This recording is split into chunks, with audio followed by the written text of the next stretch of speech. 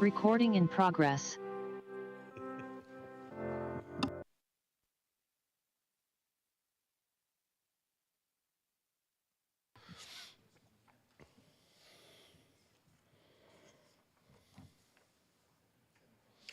Okay, good evening, everybody. Today is October 1st, 2024. Welcome to October. This is a special city council meeting. Wanted to welcome everybody. I'd like to call this meeting to order. Can I have Councilmember Roach, could you please lead us in the Pledge of Allegiance? Thanks. Please stand if you're able.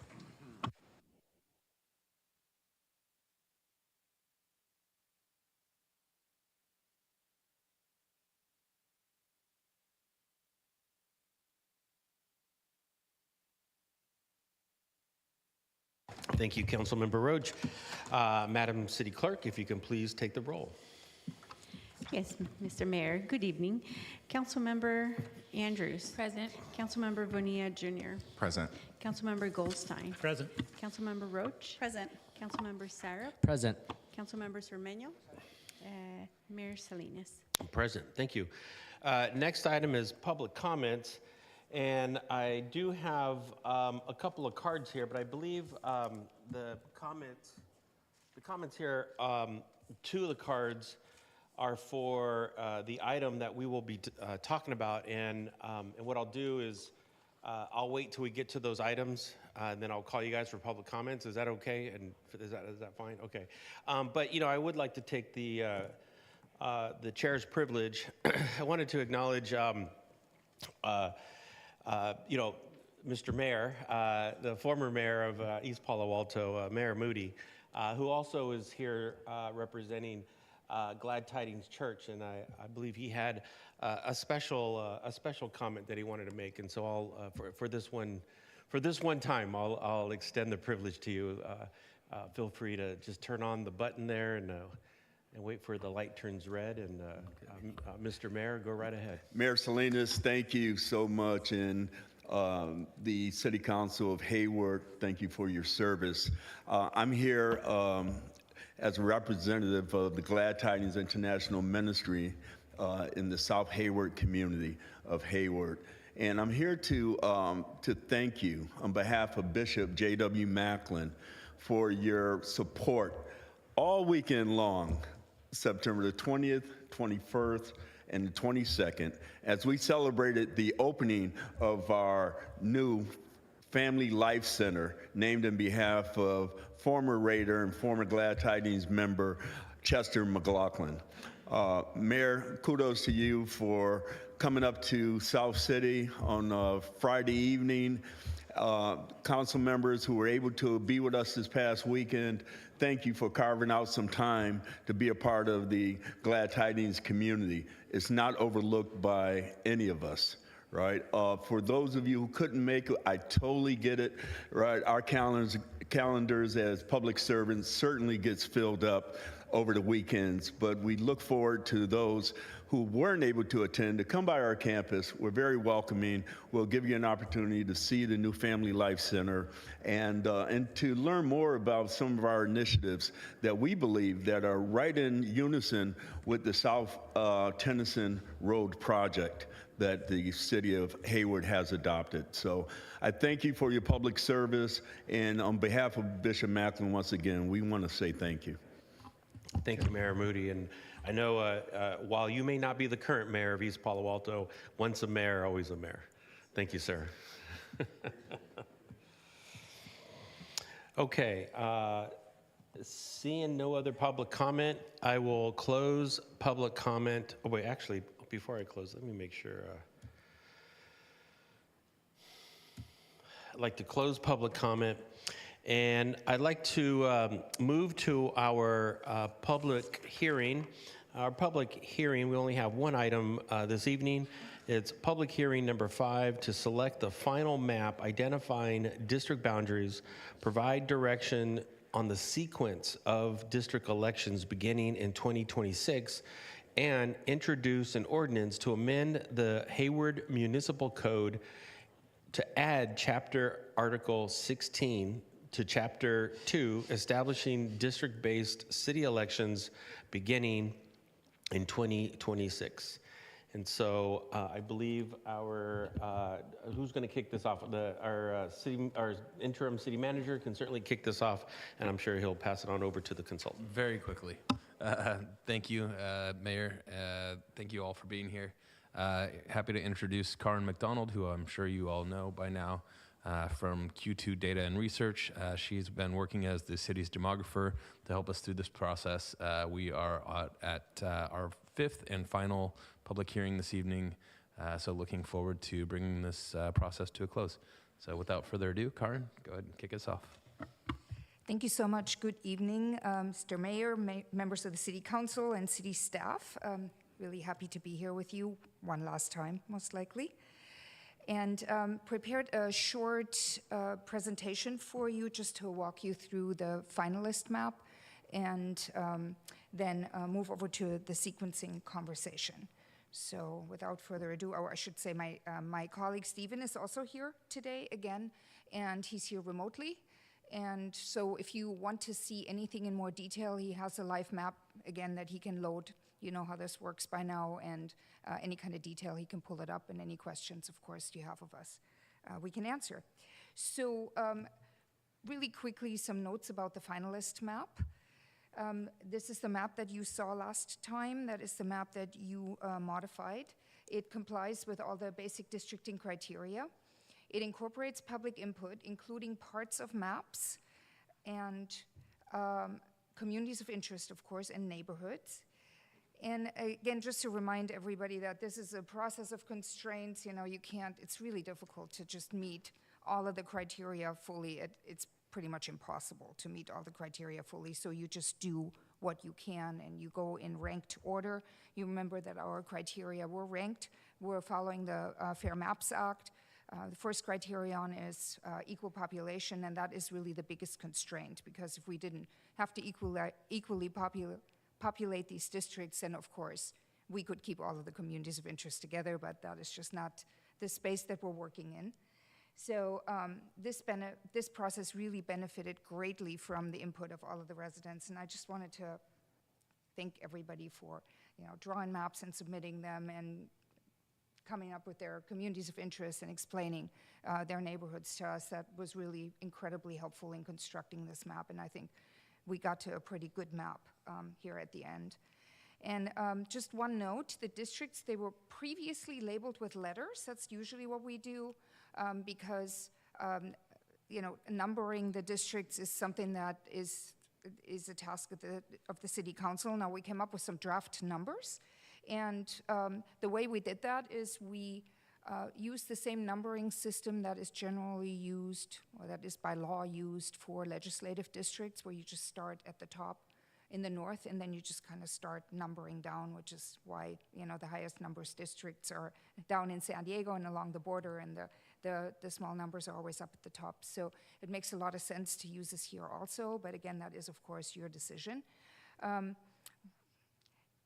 Yeah, that's about all I can say about numbering. It doesn't really mean anything else. It's just that the districts need to have numbers. We start with letters, and now they have numbers. So just to remind you of what your finalist map looks like, this is just a large, just map of all of the districts on one map, and I'm just going to walk you through the individual districts here.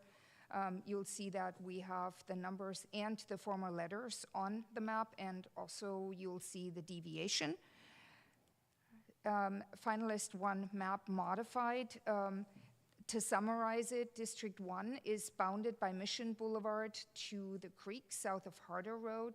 It includes the Hayward Hills and Cal State East Bay, the Cal State East Bay communities of interest, Mission Foothills and Upper B Street neighborhoods, and the Prospect Hazel community of interest.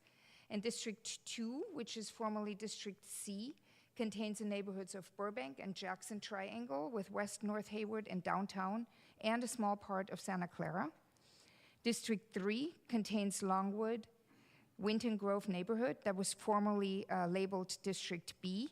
It has Southgate neighborhood in it, most of Santa Clara neighborhood, and the western portion of the Harder-Tennyson neighborhood.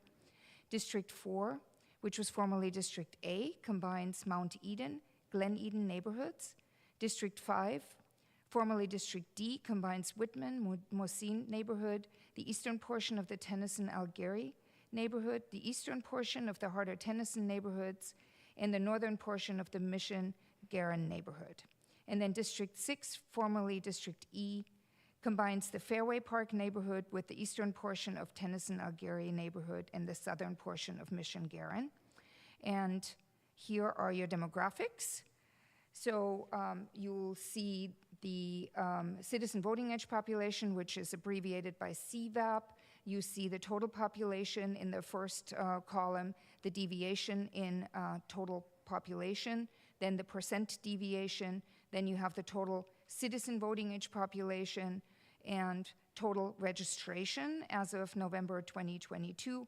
And then again, it goes into Latino CVAP, white CVAP, black CVAP, citizen voting age population, indigenous, Asian citizen voting age population, and then Hawaiian or other Pacific Islander citizen voting age population. And these categories, the citizen voting age population comes from the Census American Community Survey.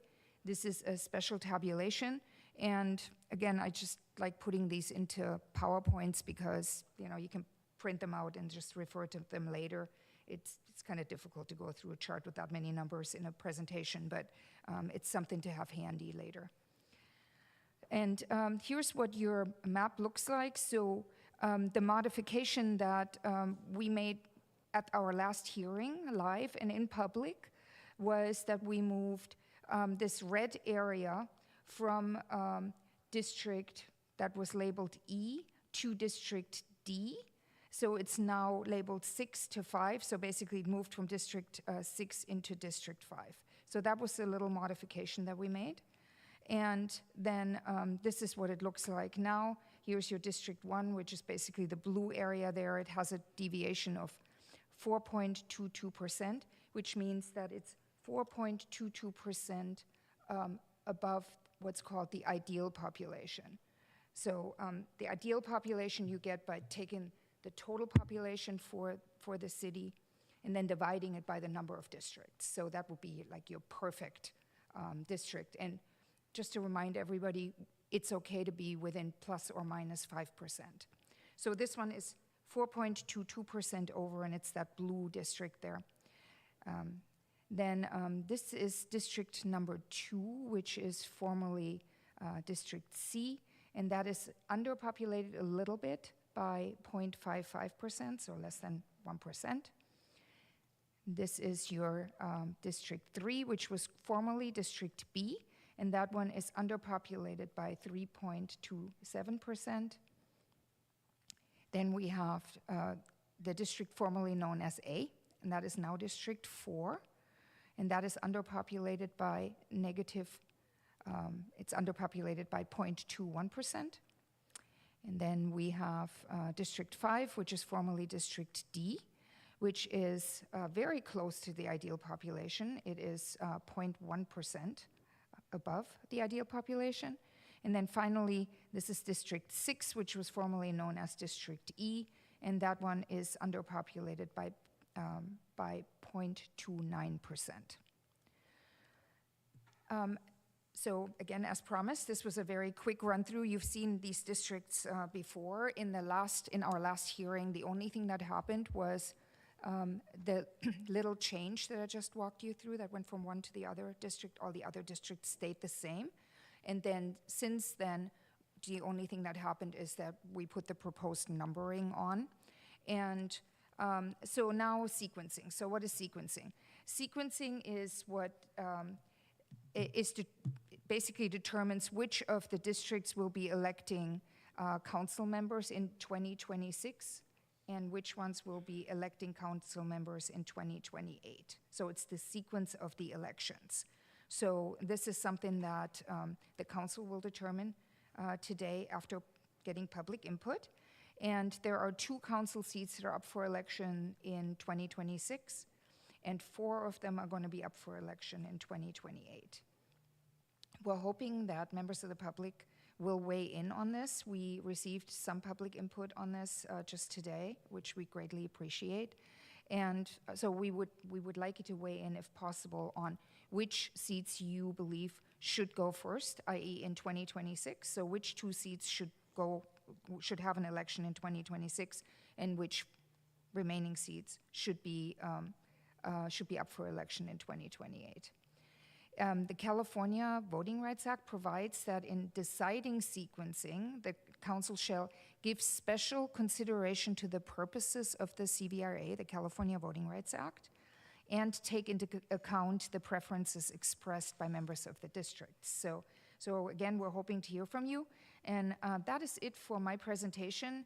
Again, I'm here for questions, of course, and we have our fabulous legal team, which can also help you with any questions. So thank you. Thank you. Appreciate it.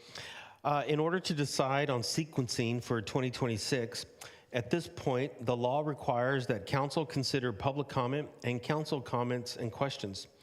After comments and questions, staff will be in a better position to offer direction on sequencing, including which 2 districts are in play in 2026. So with that said, what I'd like to do is, before I turn to the dais, I'd like to open it up for public comment. And well, let me see if we have anybody online first. We have one public comment online, and it is Colin Thermoto. Go right ahead, key up and...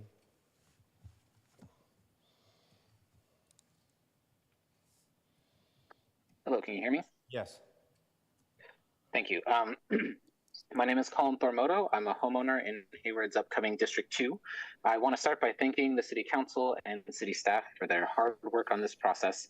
Although the circumstances weren't ideal, the city pushed hard to extend the timeline and gather resident input that has been very valuable. I have faith that regardless of how it started, districting will change things for the better in Hayward. Next, I'd like to encourage council to consider changing our election cycles for council members if this is allowable by law, so that there are 3 council members elected each election and the mayor is elected on presidential election years. This could take the form, like HUSD and HARD, of even-numbered districts in 2026 and odd-numbered districts in 2028. This would make tracking elections easier for residents and would ensure that the remaining at-large election, the mayor of Hayward, occurs when voter turnout is at its highest.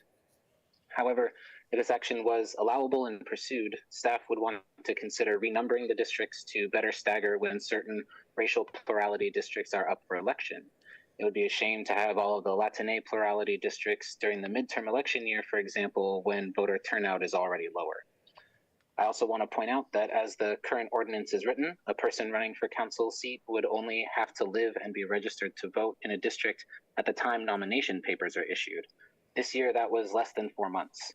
I would encourage council to consider extending that timeline, perhaps up to a year, to ensure that those running for a council seat really know their district and are not merely moving there for some kind of political advantage. Lastly, I just wanted to ask about the plan for adjusting districts in response to the decennial census. As you doubtless know, especially Councilmember Roche, the federal, state, and county districts are adjusted with every census. I know there are several different ways to address it, but I wanted to ask what the plan was. It would be a great time to invite more community engagement with that process, perhaps even creating a redistricting task force, since we have the time to develop that kind of plan. And again, I want to thank all of you on council for your work on this, Council Members Zermeño, Roche, Bonilla, Andrews, Goldstein, and Syrup, and of course, Mayor Salinas.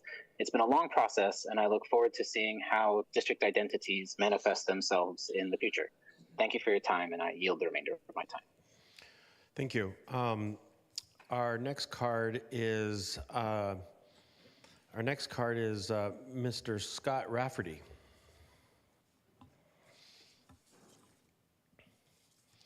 And I know that typically you have the courtesy of a 15 minutes. I don't know if you're going to need 15 minutes, but I think we're at a point where we've sort of talked about everything. But if you need the 15 minutes, go right ahead, but if not, you would be saving us a lot of time, sir.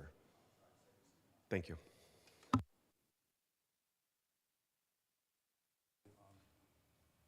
Say a few words about why you should be so proud of the map that you folks to adopt. Will you please speak into the mic so they can hear you online in the video? Thank you.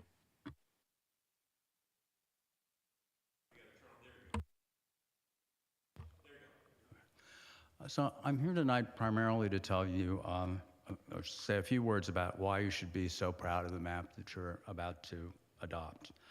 I know that the mayor is perhaps disappointed that I didn't draw a map, but I wasn't completely convinced that my authorship would persuade him that it was the perfect map to adopt. And I had a lot of confidence, as anyone who knows the long career of Karen McDonald would have, in her abilities. But there's some things about your map that are really special that I wanted to identify.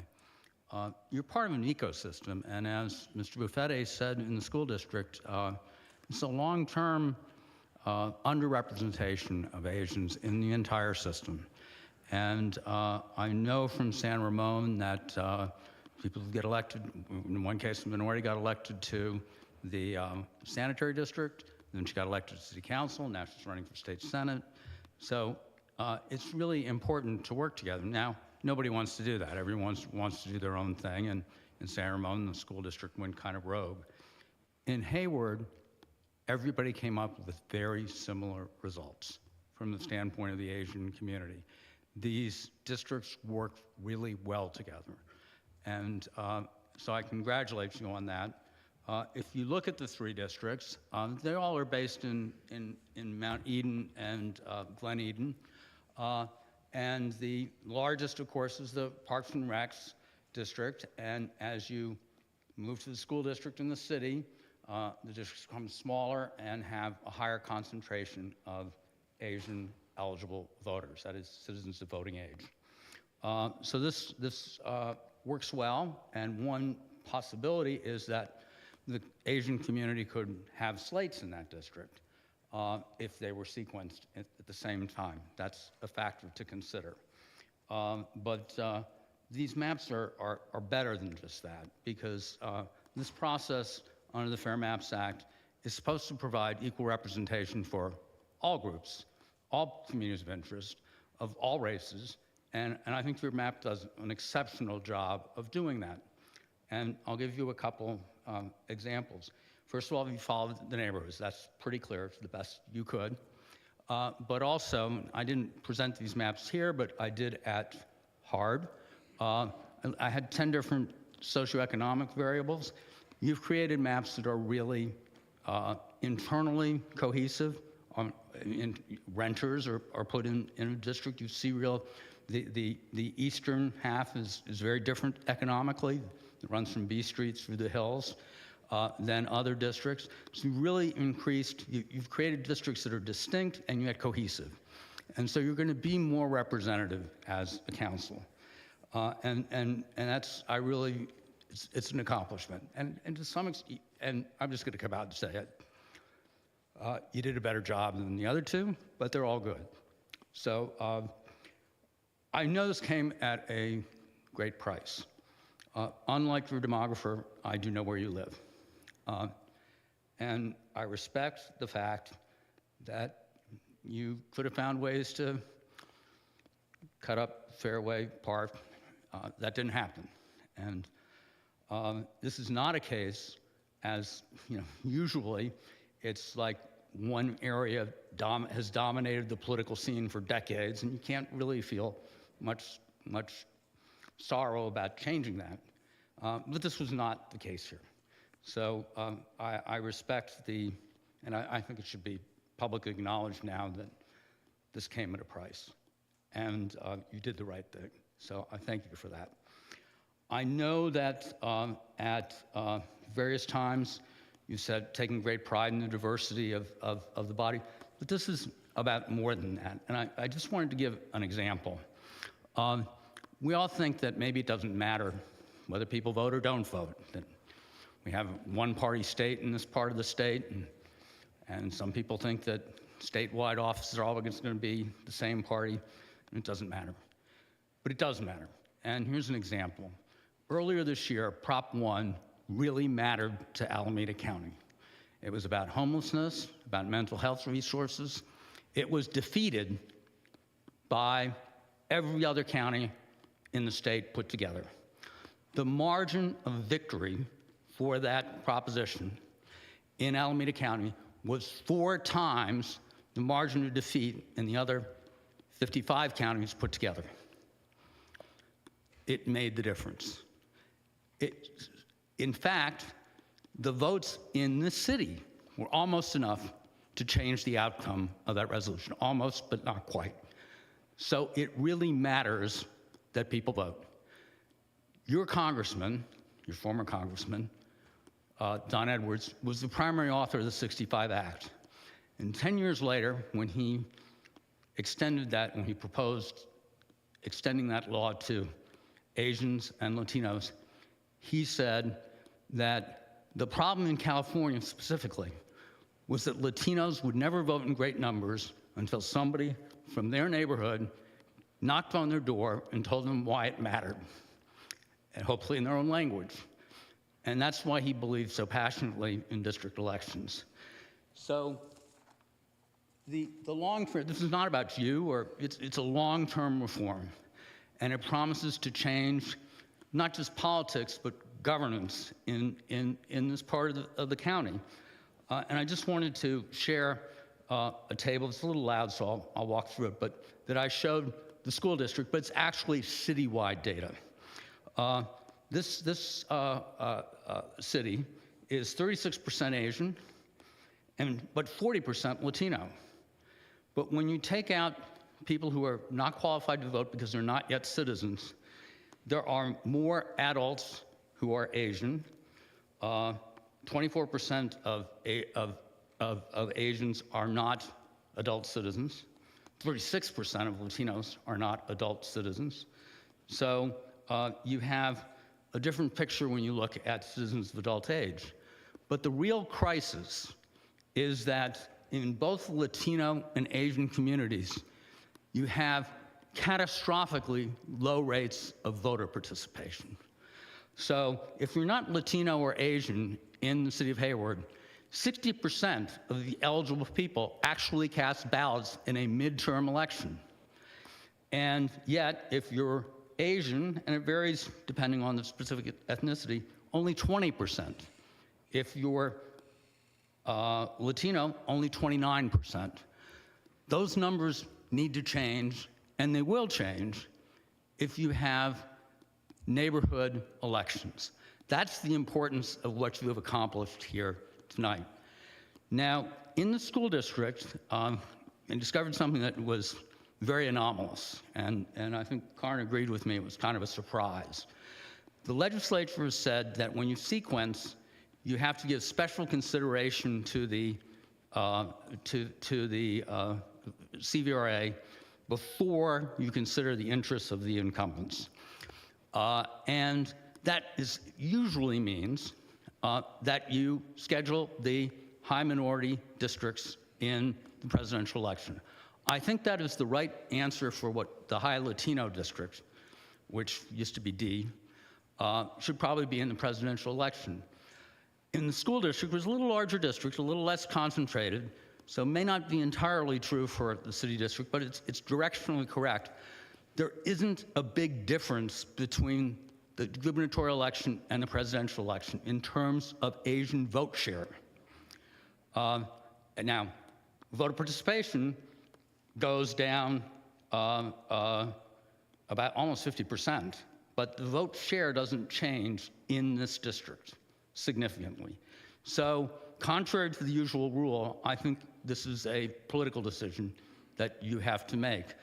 And I would particularly suggest that you consider the views of Mr. Zamenio seriously, because he's up in 2024. So he should have a say in whether you sequence his district for 2026 or 2028. And I also think that the district to the east, which Mr. Sirop, who was up in 2026, that's probably the right answer too. On the otherwise, I think you should consider your own preferences as the statute entitles you to do.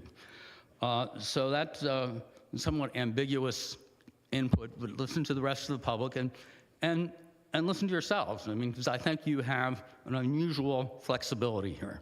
So I would not. I do want to follow up on something I heard from the previous speaker. In West Sacramento, there was a very strong preference to have the mayor elected in the presidential year, and ultimately the court ordered it. We have a negotiated settlement, and that wasn't one of the terms. So maybe a good idea. If you conclude it's a good idea and you want to, your city attorney concludes you can't do it under the charter, maybe you can. I mean, other cities have done similar things. Then, we're available to change the order, but that's not something we're requesting. We made a deal, and that wasn't part of it. Maybe a good idea, but it's really your decision. So, I mean, that's it. I'm available for whatever questions you might have. I hope that, again, I just want to express a degree of respect for the difficult decisions you've made, and assure you that when we look at these numbers 5 years from now, we really will have reinvigorated democracy, true democracy, where everybody, well, more people vote, and minority communities are not simply, and let me close on this, because my client informs me that Mr. Semenya was actually highly regarded in his parts of the Asian community. So I would point out that it's not, your candidate of choice does not have to share your ethnicity. I know the Latino community has a few champions as effective as Maxine Waters, who has a majority Latino district. So it's about empowering those communities so that they have a voice, so that they are equal in influence. And I think at whatever personal cost, political cost, you've accomplished that, and I congratulate you for it. Thank you. Our next speaker is Dave Robinson.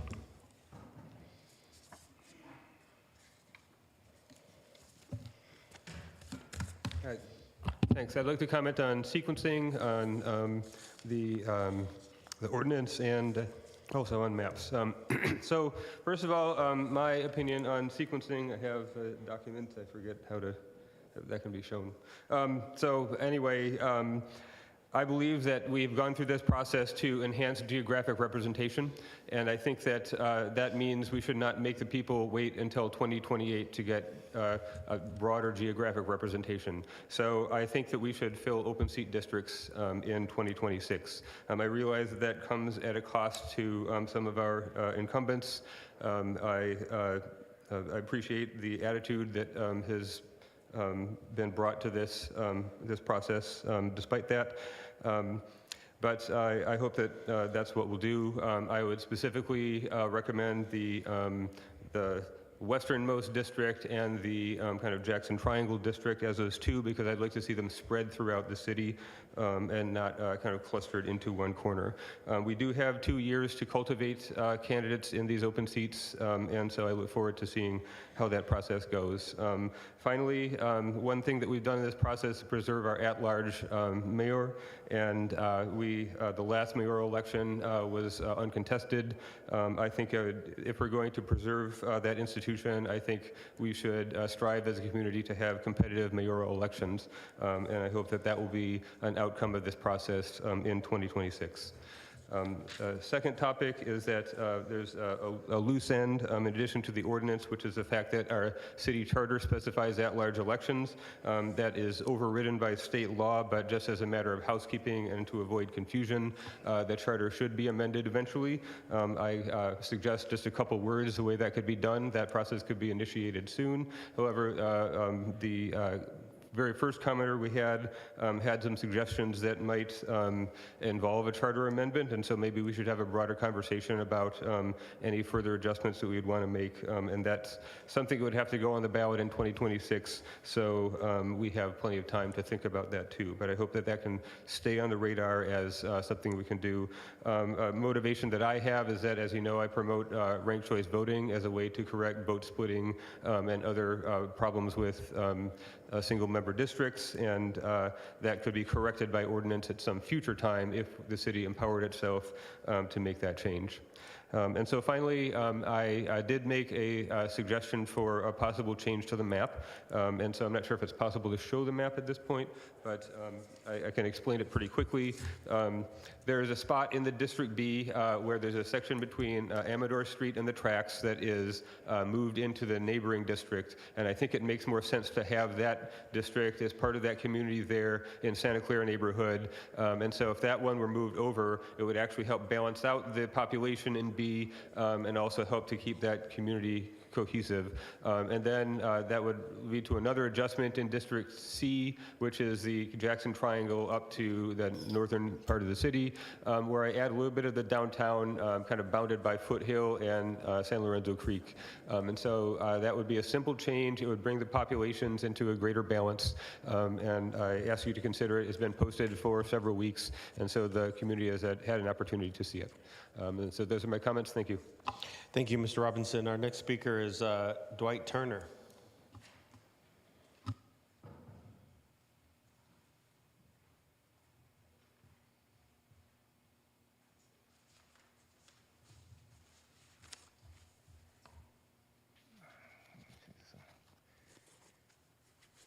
Okay, just press the button here. On, okay. I had a question.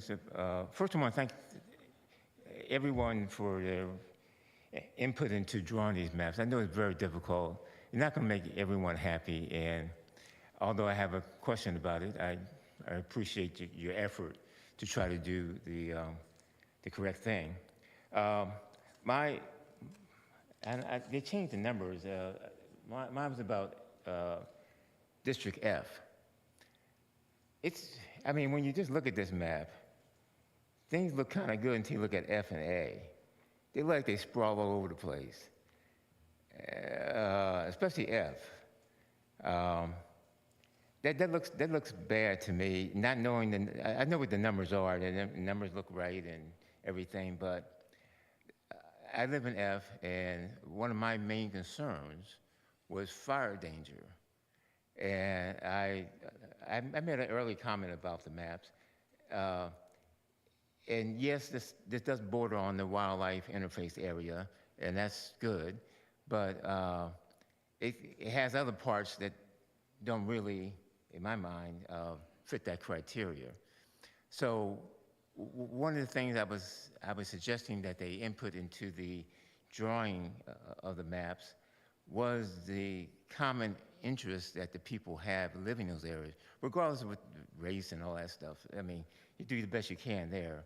But all these people up here in this section of F, they have a real serious fire danger right now. It's not like coming next year or something. It's something that happens all the time when we try to work with the city. And so having someone that's going to try to manage F up here and the interest of the people down in the lower areas, I think it's going to be kind of difficult. And so that was my concern about where the map was drawn. For safety, and there's very little access from this area that I'm talking about. You got Hayward Boulevard and Fairview are the two main access roads. So depending on if the one access road gets blocked, you really have a much more hazardous area situation. So that was one of my main concerns, that people that have like the people over in the area, I would imagine, have a flood area, flooding conditions as the climate change things change and the levels change in the water. I can see those people all being together, and you have one person representing those people. That would be great. So that was my main concern, and it may not be much you can do because of the other criteria that you have to match up, that you end up with these kinds of things. But it looks very weird that you have districts that are, going crazy. Well, I won't use the word crazy, but they kind of spread out too wide, and it's one person was even driving up here in Stonebrae, and they try to go down to the Flatlands area. I mean, just trying to manage people, churches, whatever they're trying to communicate to people, it's going to be very, very difficult. And so I see that as a major flaw. The other thing was, please make sure that people talk. I know I have a hearing problem, and other people may also experience that, but it's very hard to hear some of the presenters when they're talking if they're not speaking directly into the microphone. That was my main concern about the maps. Thank you. Thank you, Mr. Turner. Our next speaker is Rich Fierro. Good evening, Mr. Mayor and Council. I would say my comments are more questions because I was at 2 of the events, but I'm not quite clear on the sequencing if that has to be accomplished tonight or if you're taking input and then reconsidering. I would say from my perspective, we have 4 seats up this year.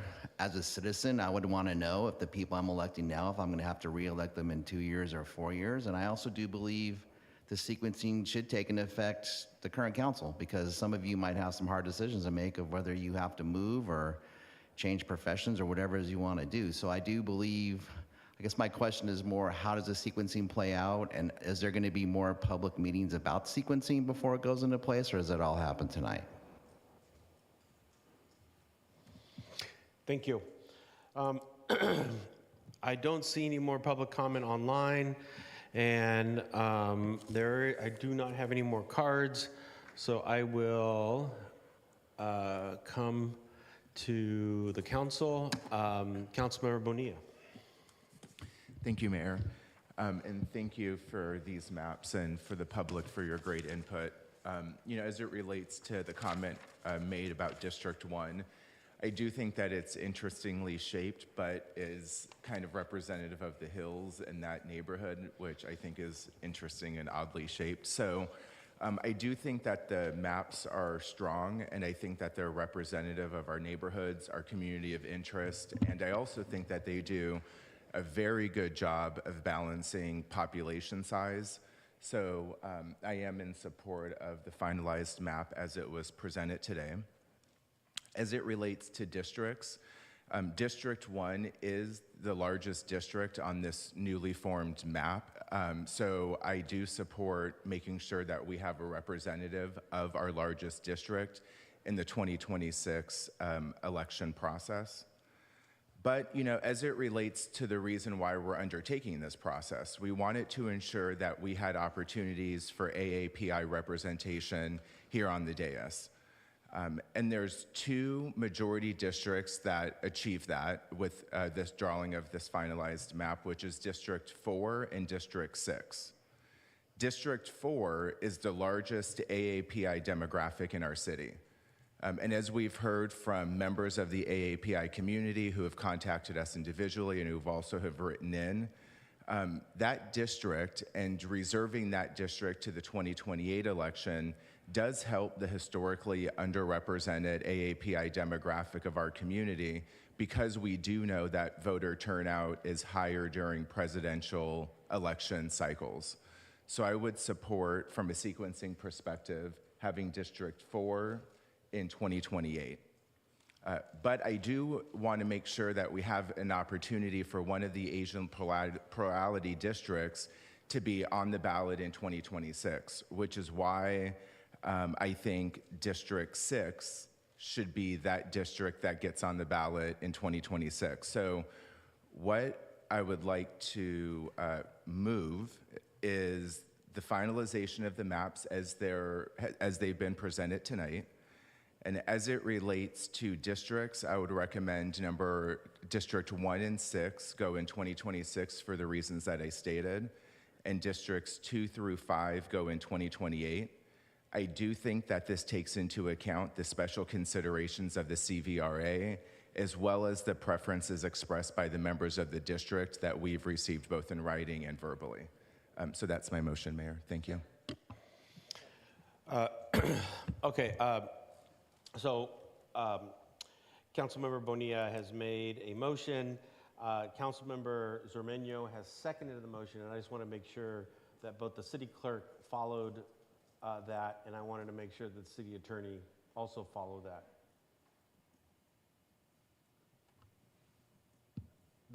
That the motion is understood and that we can proceed with that. Yes, I know, but I just wanted to make sure that we're tracking this. Okay, okay. Our next, Councilmember Zormeño.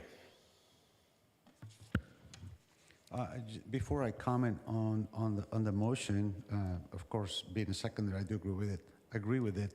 From the very beginning, I thought I understood that none of this was to be ethnic driven, and we had I took exception to the fact that one of the maps was essentially Asian driven.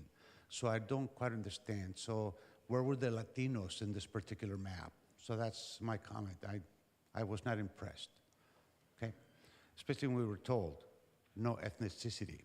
Okay, no, I do like the idea. So colleague Bonilla, thank you very much. I think that was well thought out.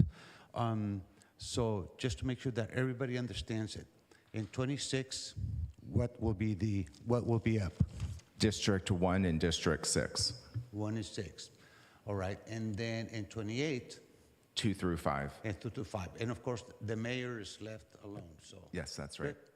I think that's an excellent. I thank you for a well thought out plan. And I support it 100%. I hope my colleagues also. Councilmember Roach. Thank you. I'm going to make comments and then just make my comments on the motion. I'm glad the mapping process was a community effort, and while our timeline was truncated due to this process being dictated by a legal settlement, nevertheless, we did give community members time to weigh in, and we did get input, and I believe the maps have been influenced by that. So I'm glad that the community was able to have a say here. And I also hope the outcome of the process is that it is going to open up the opportunity for more members of our Asian community to run for office, along with members of all of our other minority community members here in Hayward. And I hope it has the outcome of more public engagement. So if people feel like they know their community member because they're their neighbor, perhaps that will achieve that goal as well. And I'm glad about that. I also appreciate the comments that we have created a map that is fair, that it is in line with our other local jurisdictions, and as was acknowledged, does come at a price to some of us. And I think that's right. I agree with that, because we weren't supposed to think of ourselves when we were doing these maps. We were supposed to think of the city in the future, long after we're gone. So I think it's right that we didn't weigh in, and that we were able to agree on some maps that were fair, both for representation and geographically. Now, on the issue of sequencing, obviously, I have an interest in that. I would be up for election in 2026, so I'm not going to make a motion on that. I'm seeing my colleagues have, and I'm glad about that. And the one comment I will say about the sequencing is, this is the beginning of a process, and by nature, there has to be a phase-in of these districts, because we elect for one term and two in the next term. And I just want people to be aware that while not every district obviously is going to be up right away, there will continue to be at-large representation for the entire city while we phase in these districts until we get to the point in 2028 when everybody has an individual district representation. So I think while we phase this in, whatever sequencing comes up, whatever we agree on tonight, everyone should rest assured that there is at-large representation at that point. So those are my comments, and thank you, Mayor. Thank you, Councilmember Syrup. Thank you, Mayor. Appreciate everyone coming out, giving comment tonight. I wanted to start with some clarity here. Really like Mr. Robinson's attention to detail. Is a charter amendment necessary with that one word change around being all elected at large? I just want to make sure we're, crossing our T's, dotting our I's.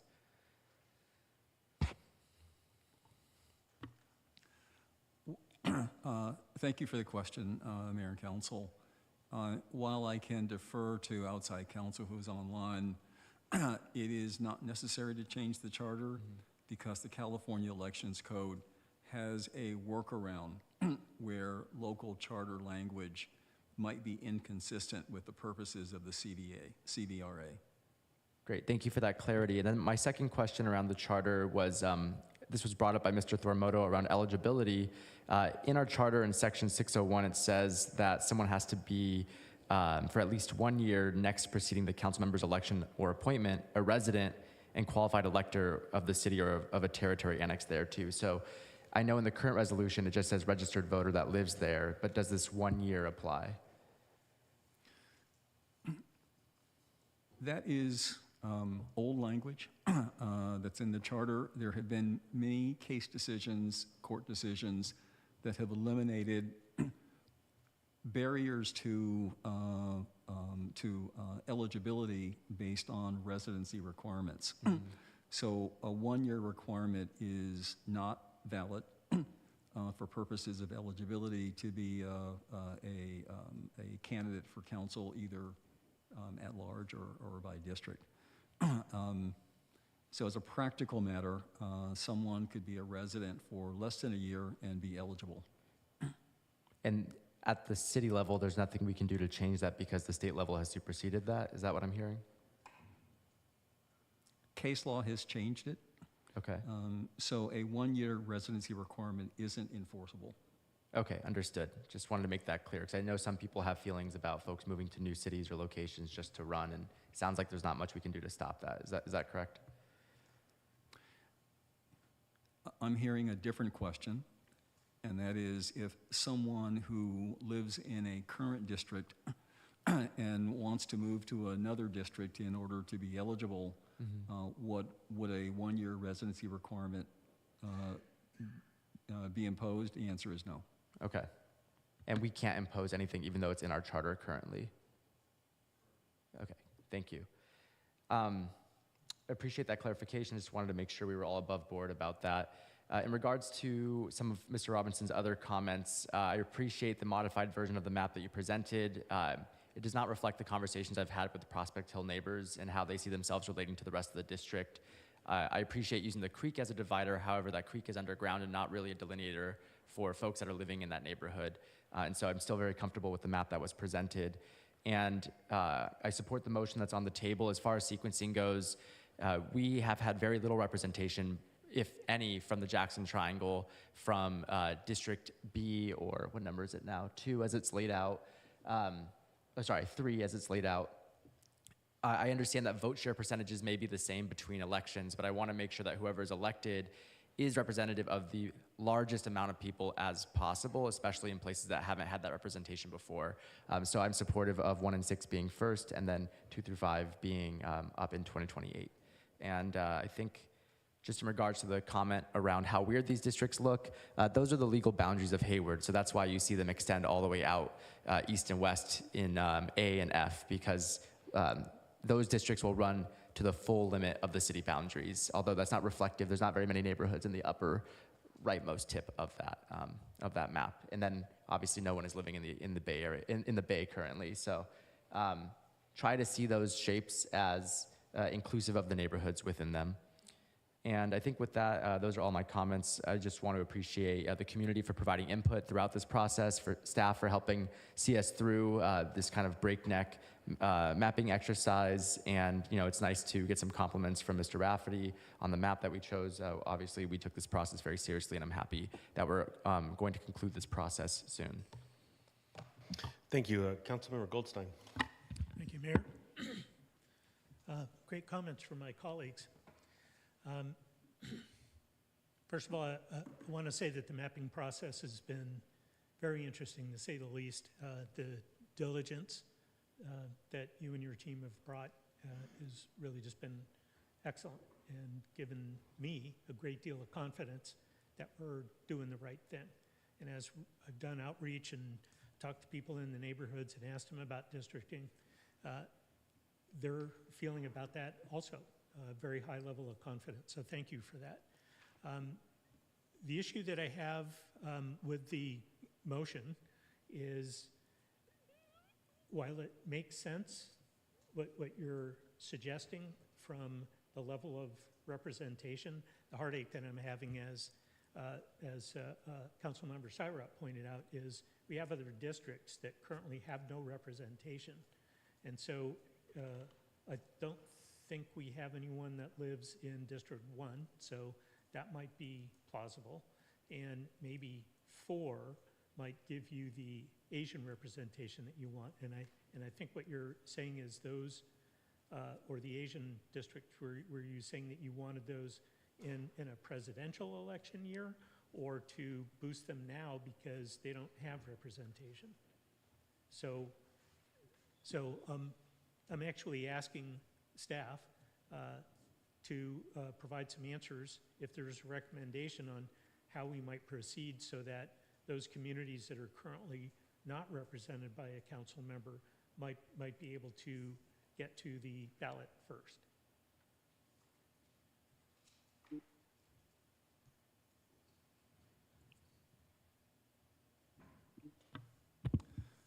Mayor, I'd suggest that we just sort of hold that question for a moment while we study it and invite other comments. All right, thank you. Councilmember Bonilla, Thank you. will address that. Yeah. Okay, I can clarify, Councilmember Goldstein. So there's 2 majority AAPI districts on the map. Those districts are District 4 and District 6. District 4 is the largest AAPI demographic out of all of the districts. So what I'm suggesting is we hold District 4 to a presidential election year, since we know voter turnout is higher in presidential years, so that we can make sure that that district benefits from that voter turnout. But I also want to make sure that we're holding true to our intent with this lawsuit. So the second highest concentration of AAPIs within our community is in District 6. They hold a 40% plus plurality. So what I'm recommending is that we put District 6 in the 2026 election so that we have an opportunity for Asian representation in 2026, and then again in a presidential year in the largest demographic of our community, of the AAPI district community, which is District 4. And I also think that that will help deal with the historic underrepresentation of that demographic in public office, and particularly in Hayward. So my understanding is then that there's currently 3 of us, and forgive me, I'm just trying to understand, and not opposed to the idea, but just trying to understand it, because there's 3 of us that currently live in District 6, which 2 of us are up for election this year. So if that goes in 26 to somebody else, there's potentially one person that's going to win that. Might be one of us, might be someone completely different. And then also the 3rd person that lives in that district would not be eligible to run in 20, no, wait a second. If both of us got elected, and that district was up for election, and let's say the 3rd member didn't win. Let's say someone of Asian heritage won that seat. The 2 of us that are getting elected this year would only hold that seat for 2 years. So you guys would hold the seat for 4 years. So whoever's elected this cycle is going to be elected for 4 years. So if this district comes up, anybody, including the all 3 council members, anybody could run for the seat in 26. And then if you win in 26, you get another 4 years. But if you win this election cycle, you get your full 4 years. Thank you for explaining that. Yep, It's been you're welcome. confusing to me. No problem. I appreciate that. Okay, thank you. Okay, so Mr. City Attorney, you're off the hook now. Okay, let me see. Councilmember Andrews. Just wanted to thank staff on making sure you were out in the community regarding this process, using social media, having notifications, and I definitely heard from the community regarding this effort, and I wanted to thank you for being creative as well when you were out there for events and other things. Just wanted to say that, you know, I obviously can't, I'm very supportive of making sure there's representation of everyone on this day. It's not just one group of folks, and I feel like, you know, our current council does do that. So I just want to acknowledge that the community does see us as representative of their community. I just want to make sure that that is heard. We were all elected for a specific reason, and it wasn't just diversity of our ethnic composition, but also diversity of thought, and just wanted to acknowledge the community for doing that. Just wanted to say this is going to be a transition for our community, but no matter who's elected, they will be for the whole community, not just one district. And if we do find people who do run for just one district, the rest of the council will remind them, and our mayor will remind them that they are for all of Hayward. So I hope that calms some fears that the community may have, and also want to empower the community if they do feel like there is a representative that is for a particular district and not representative of the whole community. You have the power to hold them accountable, whether it's voting them out, whether it's coming to public comment, having a meeting. All those things are available to you as a community member. So I just want to make sure that the community heard that. I am supportive of the motion, and yes, it could impact multiple of us on the dais, but we're not here for ourselves, we're here for the community, and whatever comes of it, that's what comes of it. So thank you again to staff and our consultants for all your hard work on this. Thanks.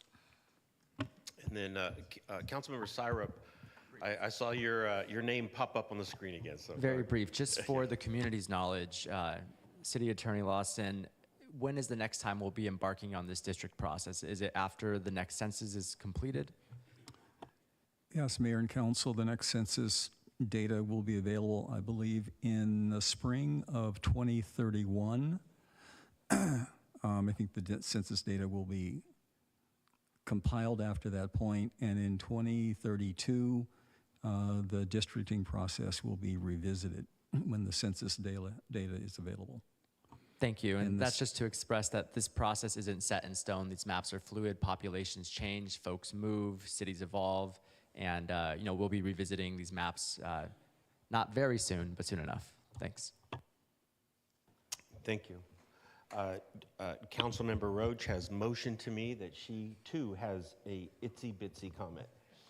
I just wanted to sort of reinforce the comments that the people that are up for election this year will continue to serve at large for the entire district. So no part of the city is going to go unrepresented because they are serving at large. So wherever they live in the city, they do not live in the districts where they live. They serve for they don't represent the district, they represent the entire city. So everyone still has coverage with 4 members plus a mayor, depending on, you know, who gets elected. So I just wanted to make that clear, that there isn't going to be sort of gaps of representation in our city. Thank you, Mayor. Thank you. Okay. So, Mayor. Mr. City Attorney, yeah. So just a couple of comments. First of all, I'd like to make sure that the demographer can put the slide back on that shows the population for the 6 districts. We received a request from Mr. Rafferty to have that back on the screen. Secondly, with regard to the motion, which is to put districts 1 and 6 up for 2026. It is correct that District 6 has the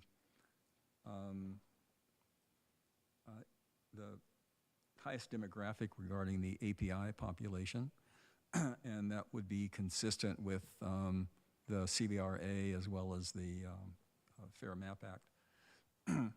I'm just making comments. I'm going to invite our outside counsel, Robin Johansson, to join by way of Zoom shortly. And putting in play District 4 is the API population.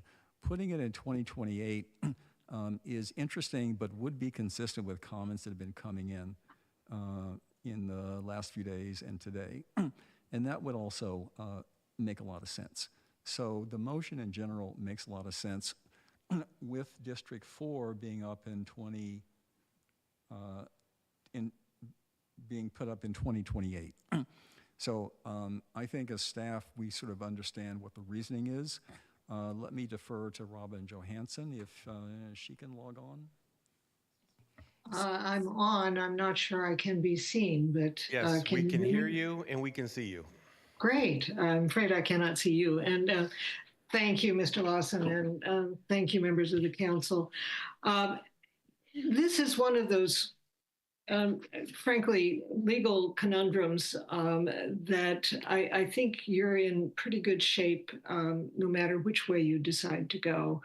I think we would very much agree with having District 6 go in 2026. Having District 1 go in 2026, if I understood the motion, it's because it's the most heavily populated. And I think that's a legitimate reason. If there's another reason why you would like to have District 1 go in 2026, that's certainly something you could put into the record. Your public comment, I think, has indicated that there is a stronger turnout among the Asian and the Latino community in presidential years. So having some of your, one of your Asian populated districts go in 2028, as well as District 5D, which also has a pretty high Latino citizen voting age population, and 3B also does. I think you have a lot of leeway here, and from what I'm hearing, you're comfortable going. I would suggest that and echo some of the comments that a couple of the council members made, and that it's really, I think, more important to keep in mind what's not to deal with incumbency if you can. I understand what Mr. Rafferty said, and I appreciate that. But I also applaud what I've heard from many of you about how this is not about you; it's about the city. Thank you very much. Appreciate that. Mr. City Attorney, anything else, or that's it? Okay. Okay. Thank you. First of all, I just wanted to acknowledge. Ms. McDonald and your team, thank you very much. This was, I know this was long, this was tedious. I appreciate your work. I'm sure you had to listen to a lot of feedback, you had to read a lot of email, and I know for sure you were certainly engaged in the community, and I think the map that we landed on tonight and the sequencing that we're landing on tonight, I think truly represents the voice of the community. So I wanted to appreciate that. I also wanted to show appreciation for my colleagues up here, and your responses throughout this process has been thoughtful, has been reflective, and I think at the end of it, we have never have lost focus that that the larger community really is what we're responding to, and even with the two council members who are up in 26, clearly that the fact that they're the ones that are the first ones out the gate on this, not only is it absolutely commendable, but quite frankly, I think it's is quite noble, the work and just the attitude that you have walking into this. And I know all of you have campaigned. I know all of you have put in the work to be up here, and I know for a fact that all of you have expressed just deep commitment to service and deep commitment to service to this community, and I just wanted to acknowledge that, and also thank you. I think your your work into this is quite commendable. So I think the community is quite lucky, very lucky, to have servants, public servants, such as you here tonight and representing them. Just historically, I kind of want to just put sort of a historical capstone on this. I was elected in 2010, and it was right after we had elected an Asian American to the city council. Her name was Councilmember Anna Mae. She was elected in 2006. She served one term, and she did not run for re-election. And then I came in 2010, and I came in. In 2016, we elected another Asian American, Aisha Wahab.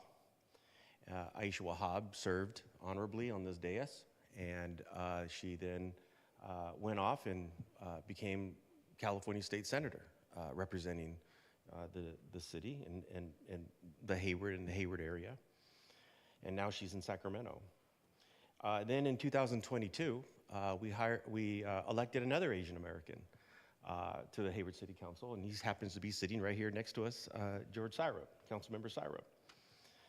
And so, for nearly 20 years, we have had, if not over 20 years, we have had an Asian American representing us, representing the city, and representing, and doing a great job. Doing making sure that that representation is here. Representation does matter, quite frankly, and I think we've have demonstrated that up here quite well. And so, I don't want the community to think that we have not had Asian representation up here on the dais, because we have. We have had Asian recommendation. We have had Asian representation. In fact, the Hayward City Council arguably is one of the most, if not the most diverse council in Alameda County, and even surrounding counties. I believe there's 9 counties in the Bay Area, and anybody watching us, pick a city in the Bay Area. Pick a city and look how diverse your own council is, and then look at the city of Hayward. Look at all of us, and see the work that the city of Hayward, and look at the work that we have all done to represent the city and to achieve the best, the most highly qualified, the most competent, the most proficient and diverse group of council members and mayor in the Bay Area. And I know we have labor partners here who interact and interface with a lot of councils in the Bay Area. And I know you see diversity, and sometimes you don't see diversity. And so I'm very proud of the diversity that we have been able to project. And Councilmember Andrews is correct. We weren't elected because we're brown or black, or we were elected because we're competent, right? We were elected because we are proficient local municipal legislators. That's why we were elected, right? And so I just wanted the community to really understand that, and be proud of that. Be proud of that. Be proud of the work that we have done in this city when it comes to diversifying our local bodies. Secondly, I just wanted to, I will be supporting the motion. I will be voting for this. And I also wanted to acknowledge Councilmember Andrews' comment about, council members in the future, right? That we do represent everybody. We might be coming from districts in the future, but let's not we forget that we do represent the city. Okay, we have 160,000 people in the city, and while we might come in from different districts, our responsibility is the entire city.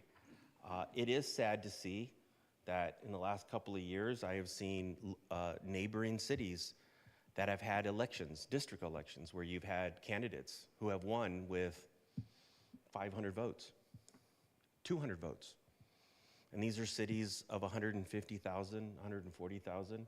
And you have council members that have achieved these chairs with just 200 votes or less than 600 votes, which is quite disappointing.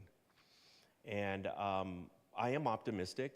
I hope that this does increase voter participation and voter engagement. And I hope to see an increase in the numbers, and I'm sure the optimism in me is hopeful, and I'll look forward to that. But I also read the paper like others, and when I see neighboring cities elect council members with less than 600 votes, it's quite disappointing.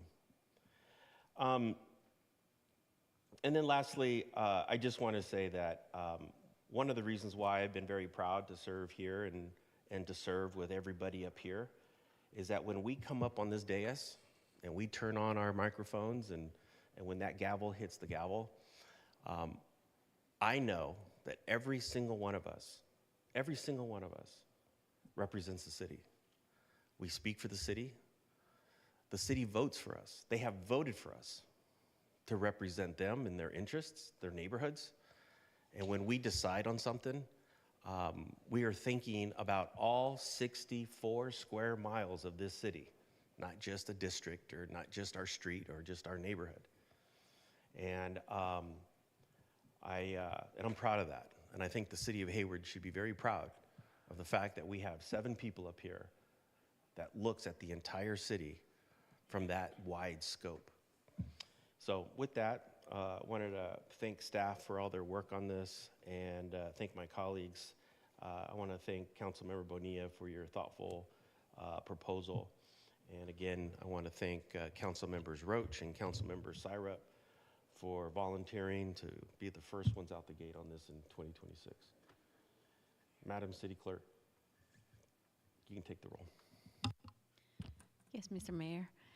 And so it was moved by Councilmember Bonilla Jr., seconded by Councilmember Cermeño, and to move the finalist map 1 modify with District 1 and 6 in 2026 and Districts 2 through 5 in 2028. And Councilmember. Madam City Clerk, and this is the introduction of the ordinance. This is the introduction of the ordinance. That is correct. It's the introduction. Yes, so then of the we will, ordinance. yeah, that's right. So this is a public hearing, yes. And the adoption is scheduled for October 8th, by Yes. the way. Okay, Councilmember Andrews. Aye. Councilmember Bonilla Jr. Aye. Councilmember Goldstein. Aye. Councilmember Roach. Aye. Councilmember Syrup. Yes. Councilmember Cermeño. Mayor Salinas. Yes. Thank you. Thank you, and it passes unanimously. Thank you. Next is, moving on to the next item, is an adjournment. So, ladies and gentlemen, we do have a public comment by Councilmember Andrews. I just want to acknowledge Dwight Turner. He was a Keep Hayward Clean and Green Task Force member for a very long time, and he's out here tonight speaking on tonight's topic, so thank you for all your service with Hayward. Mr. Turner, you got a shout out. Okay, next meeting is August 8, 2024 at 7 p.m. Oh, I'm sorry. When I say August, I meant October 8, 2024 at 7 p.m. Ladies and gentlemen, meeting's adjourned. We're going to go to closed session.